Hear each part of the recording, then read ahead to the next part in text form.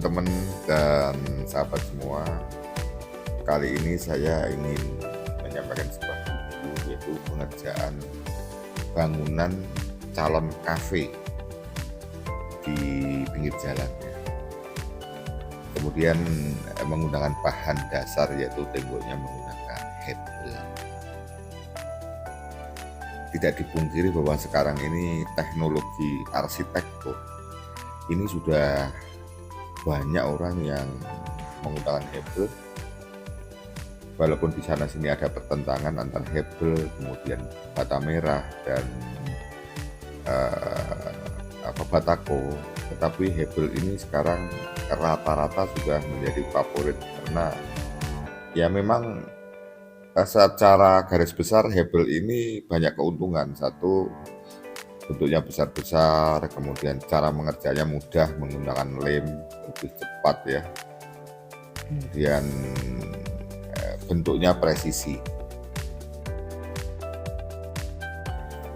Kafe ini dengan ukuran melebar, panjangnya sekitar 18 meter, kemudian ke belakangnya 4 meter, dibagi menjadi 3 bagian. Sebelah kanan itu untuk rumah, untuk istirahat, kemudian nanti di tengahnya itu untuk kafenya, sampai ke depan di situ ada kayu jati, itu nanti los rencananya yang punya. Kemudian yang sebelah kiri itu untuk dapur, kemudian bawahnya itu pondasinya menggunakan batu kumbung ya. Batu kumbung itu karena itu ada sampai parit ya,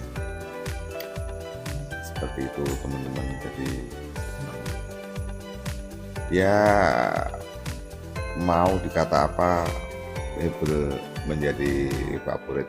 Kemudian biar jelas, ikuti terus cerita saya.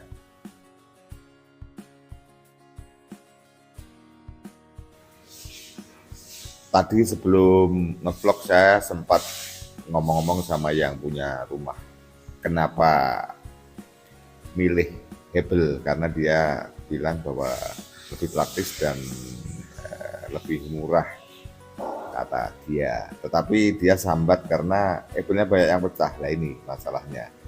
Padahal sebenarnya hebel itu dipukul dengan palu saja tidak mudah pecah. Kalau ini mudah pecah berarti seperti video-video saya yang lalu bahwa hebel ini bukan merek standar.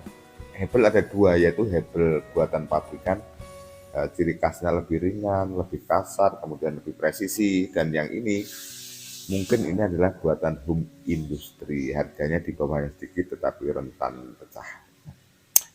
Berikutnya teman-teman yang mau saya ceritakan ini, kenapa menarik, ini cara mengaplikasikannya. Kalau hebel biasanya pakai lem mortar. Pakai lem mortar itu lebih cepat ya, pengerjaannya lebih cepat, lebih irit. Tetapi tadi tuan rumahnya mengatakan kenapa tidak pakai mortar, karena dia takut kemah. Ya, ini pengalaman yang mungkin si yang punya belum paham ya. Kemarin saya membuat dengan lem mortar itu rumah ukuran 13 kali 6 itu hanya menggunakan 10 sak. Satu sak 75.000, kalau 10 adalah 750.000. Kalau menggunakan menggunakan luluh dari pasir dan semen, ini berarti kan ketebalannya saya lihat hampir 2 cm. Berarti memerlukan banyak semen dan pasir. Kemudian saya sempat tanya kepada tukangnya, kenapa tidak memilih mortar? Karena yang punya menghendaki seperti itu.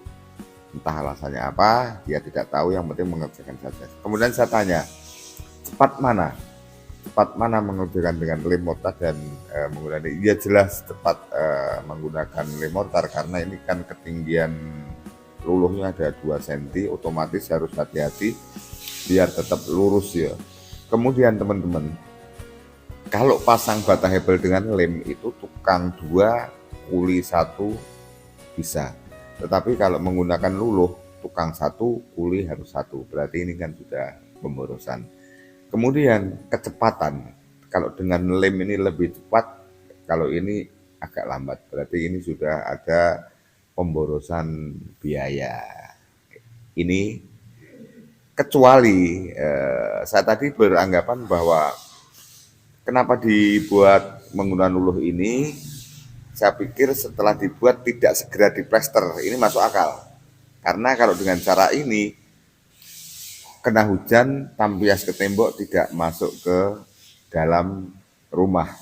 Apakah kalau dengan lem masuk ke dalam rumah? Sebenarnya pakai lem mortar sama, bisa kuat, tapi rata-rata si pekerja kalau menggunakan lem ini inginnya pekerjaan cepat selesai, lemnya tidak merata hingga ada lubang-lubang kecil, itulah yang membuat air masuk ke dalam rumah, ya. Air masuk ke dalam rumah. Kalau sama-sama dengan lem itu di lem yang merata, maka sama-sama rapat. Dan perlu diketahui, berdasarkan informasi ya, bahwa bata ringan ini kedap air. Jangan salah, bata ringan ini kedap air. Jadi kalau orang mengatakan bata ringan airnya merembes, ini pemikiran yang keliru. Jadi persepsi yang keliru. Yang masuk itu bukan karena batanya yang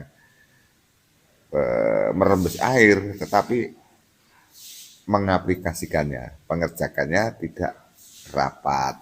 Gitu. Justru bata merah ini kalau kena air langsung kedap air, langsung basah ya. Gitu.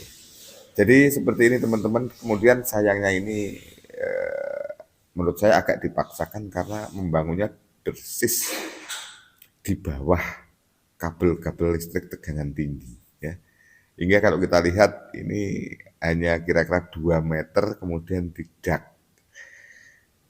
Kan idealnya minimal kan 3 meter biar longgar dan udara banyak dan tidak panas. Tetapi si tuan rumah ini menyatakan bahwa karena di atasnya ada banyak kabel-kabel listrik, nanti bisa dilihat ya, banyak kabel-kabel listrik sehingga hanya 2 meteran. Ya mudah-mudahan nyaman dan harapan saya ya selamat ya, tukangnya hati-hati karena kalau ngedak itu banyak menggunakan besi, jangan sampai besinya menyentuh kepada kabel listrik yang di atas, ini bahaya.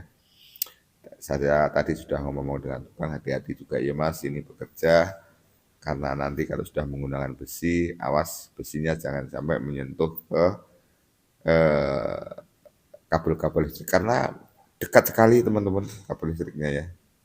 Kabel listriknya dekat sekali.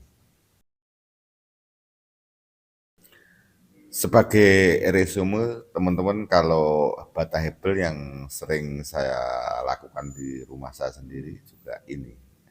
Satu, kalau penggunaan lem yang jelas lebih hemat, lebih cepat.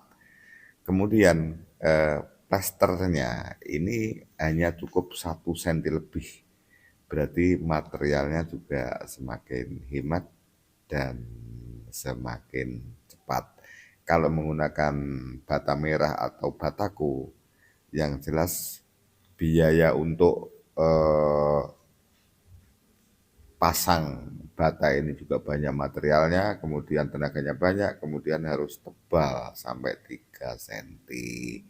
Demikian yang bisa saya informasikan, mudah-mudahan ada manfaatnya. Terima kasih. Wassalamualaikum warahmatullahi wabarakatuh.